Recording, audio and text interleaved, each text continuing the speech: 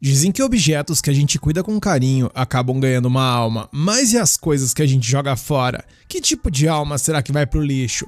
É com essa pergunta meio filosófica que a nossa história começa, e ela começa com uma criança, triste ali vendo seu bichinho de pelúcia todo detonado. A mãe dela, achando que mesmo costurado ia ficar uma porcaria, decide jogar ele fora e comprar um novo.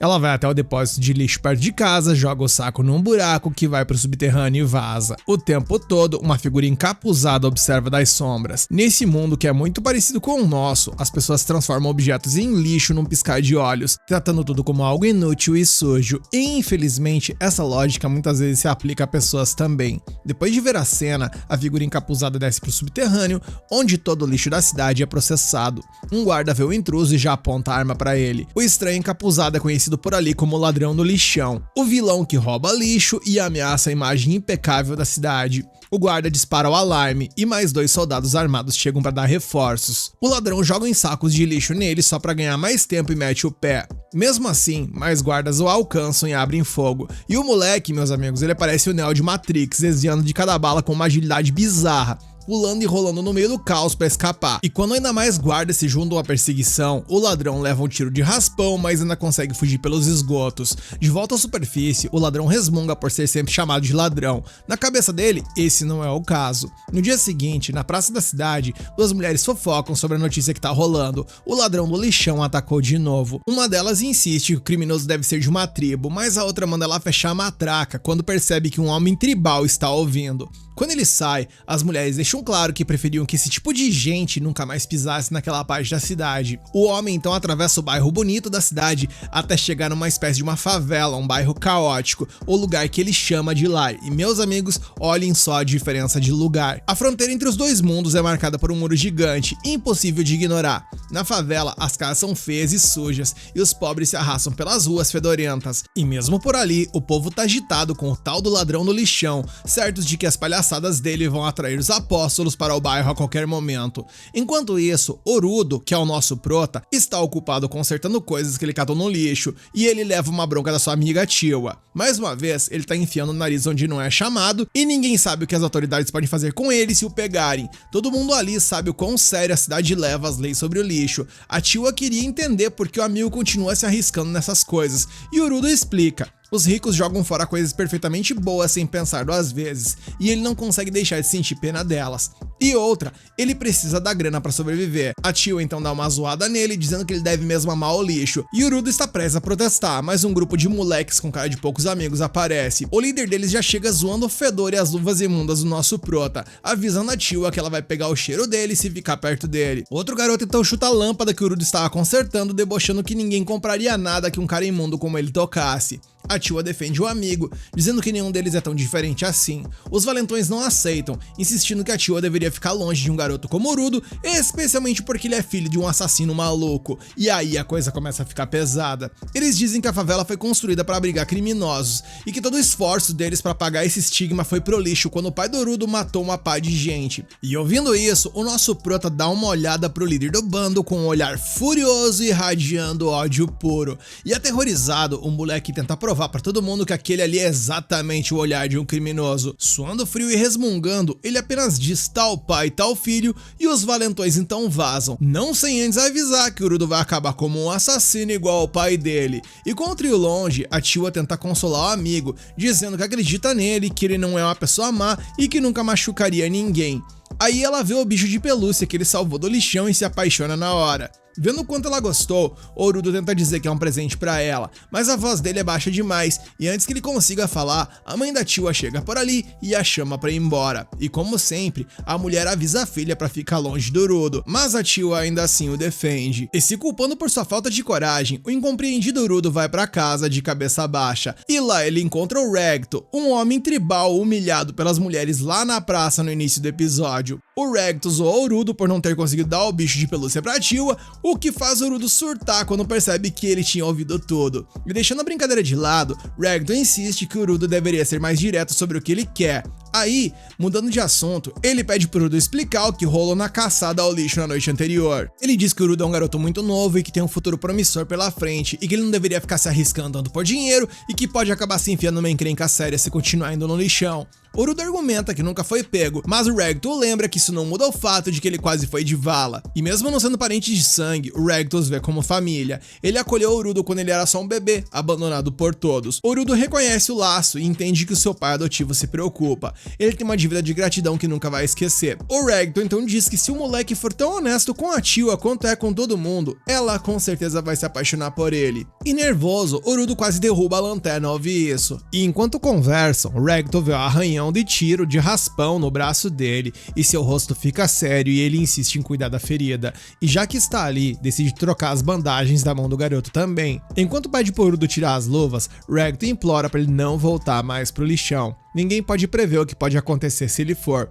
E o Urudo ignora, insistindo que o ferimento não foi nada, especialmente comparado às cicatrizes que seu verdadeiro pai deixou em suas mãos. Ragdoll, então demonstrando muita seriedade, o lembra que naquela cidade a lei sempre foi clara. Qualquer um que comete um crime grave é sentenciado à morte na hora e jogado no abismo. Foi lá que o pai do Urudo acabou. Por essa razão, o Ragdoll avisa, o garoto tem que ser extremamente cuidadoso para não ter o mesmo destino. Desde que se lembra, as mãos do Urudo são negras como piche, marcadas por uma dor insuportável que atacava sem aviso e pelos olhares de nojo que as pessoas lançavam para suas feridas horrendas. O estado mental do garoto já havia sido esbagaçado há muito tempo, então, um dia, o Ragdoll lhe deu as luvas que o Urudo usa até hoje. Elas já estavam velhas e gastas quando ele as ganhou, mas a dor começou a diminuir pouco a pouco, e por causa disso, o Urudo sente que tem uma dívida eterna com esse homem que nunca conseguirá pagar. E finalmente o Ragdoll zoa ele, dizendo que se ele realmente quer conquistar a Tiwa, ele vai ter que se mexer, senão outro cara vai chegar e roubar a garota bonita. Com isso em mente, ele aconselha o Urudo a finalmente dar o bicho de pelúcia pra ela e quem sabe até roubar um beijinho da princesa. Claro, tímido como sempre, o Urudo reage da forma meio agressiva ali e seus gritos de raiva ecoam do lado de fora, onde sem que eles saibam, uma figura sombria espreita nos becos imundos bem perto da porta deles. Enquanto caminha pela favela, Urudo reflete sobre o que as pessoas dizem. O abismo é um aterro sanitário gigante, onde é o destino final de todo o lixo e de todos que cometem um crime. Falando nisso, o garoto se depara com outro morador da cidade, sendo sentenciado no canto mais isolado da favela, jogado para sempre no poço junto com todo o resto do lixo, assim como seu pai também foi, ou assim dizem. Enquanto o criminoso é condenado, a multidão frenética ao redor grita repetidamente: para o abismo com a sujeira, para o abismo com a sujeira. Nesse momento, a Tiwa pula na frente dele e o assusta, deixando todo sem graça na frente da garota que ele gosta. Ela explica que o gueto foi construído na beira da cidade, bem ao lado do abismo, para lembrar aos pobres todos os dias que eles também podem acabar naquele poço se vacilarem. E gostem ou não, se você mora no gueto, vai acabar testemunhando uma execução mais cedo ou mais tarde. A propósito, ela diz que não quer que o Urudo seja jogado lá e diz que ele deveria ouvir mais o Ragdoll porque ele se importa com ele também.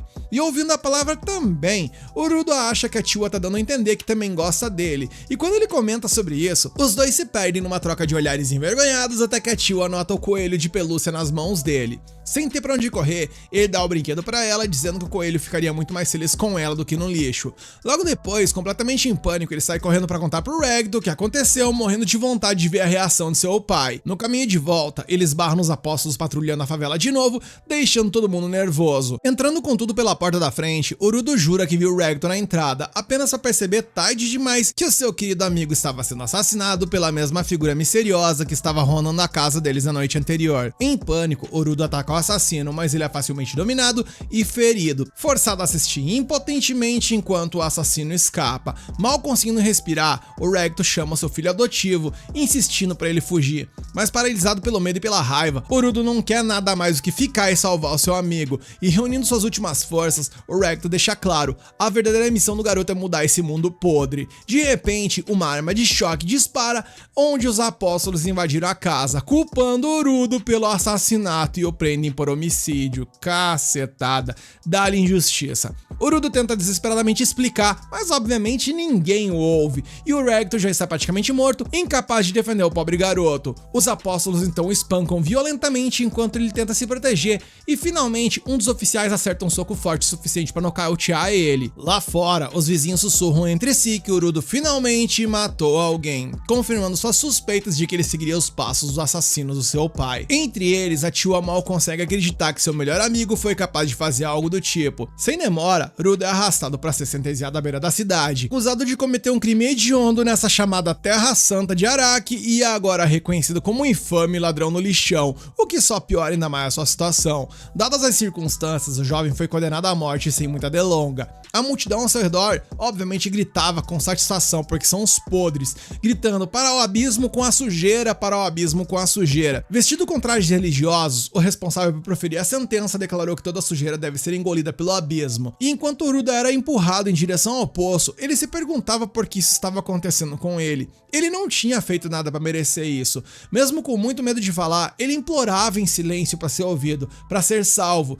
mas tudo que ele recebeu em troca foram olhares de ódio de pessoas que ele nunca tinha visto na vida, pessoas que não tinham ideia do que realmente tinha acontecido. No entanto, entre eles havia um rosto familiar. A Tia estava ali, que quando viu ele, baixou a cabeça numa mistura de vergonha e indignação. E no último ato de desafio, Urudo gritou pra Tia encontrar o verdadeiro culpado pela morte do Ragtor, mas a mina com a frieza de milhões simplesmente diz que se arrepende de um dia ter acreditado nele. Agora pra ela, era tal pai e tal filho. E com essas palavras, ela joga fora o bicho de pelúcia que ele tinha dado pra ela e vai embora fervendo de ressentimento e cacetada, mano, que facada nas costas. O moleque condenado murmura que o verdadeiro lixo são as pessoas julgando ele, um bando de ninguém sem cérebro, uma multidão que se recusa a ver e ouvir, mesmo tendo olhos e ouvidos. E finalmente Urudo avista o assassino de Ragtor na multidão, mas antes que ele pudesse fazer qualquer coisa, ele é jogado no abismo. Enquanto caía, ele jurou arrastar cada um deles para o inferno,